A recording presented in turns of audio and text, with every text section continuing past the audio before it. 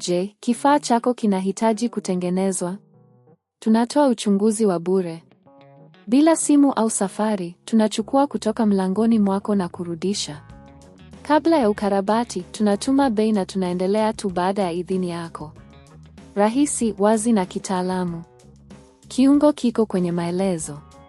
Kabla ya kuanza mchakato wa kubadilisha betri, ni muhimu kufanya uchunguzi wa kwanza ili kuthibitisha kuwa tatizo linahusiana na betri. Unapaswa kuangalia kama laptop inawaka na kufanya kazi vizuri kabla ya kubadilisha betri. Ikiwa unahitaji huduma ya kuchukua nyumbani, hakikisha unawasiliana na wataalamu wenye leseni ambao wanaweza kusaidia. Kumbuka kuwa bei ya kubadilisha betri inaweza kutofautiana kulingana na sehemu na huduma unazochagua.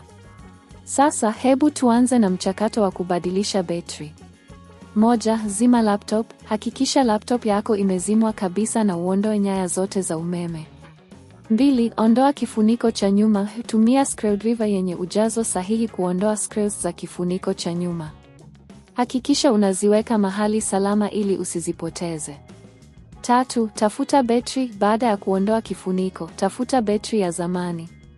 Itakuwa na nyaya zinazounganisha na motherboard. 4. Ondoa betri ya zamani. Kwa uangalifu, fungua nyaya zinazounganisha betri na motherboard. Kisha, ondoa betri hiyo kwa kuitoa kwa upole. 5. Sakinisha betri mpya. Chukua betri mpya na uihifadhi mahali ambapo betri ya zamani iliwekwa. Unganisha nyaya kama zilivyokuwa awali. 6. Rejea kifuniko cha nyuma. Baada ya kusakinisha betri mpya, weka kando kifuniko cha nyuma na uweke screws zote kwa usahihi. 7. Zima na jaribu. Sasa, zima laptop yako na uunganishie umeme. Hakikisha inakubali malipo.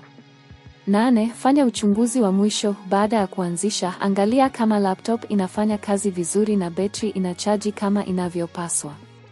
Ikiwa kuna matatizo, unaweza kuangalia kwa mtaalamu.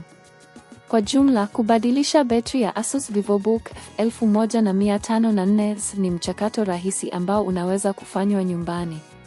Unapotumia njia hii, huwezi tu kuokoa gharama za huduma bali pia unapata uzoefu wa kiufundi.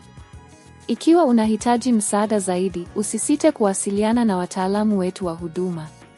Tunatoa huduma ya kuchukua nyumbani na tunajitahidi kutoa huduma bora kwa wateja wetu. Bei zetu ni za ushindani na tunahakikisha unapata bidhaa bora. Je, kifaa chako kinahitaji kutengenezwa?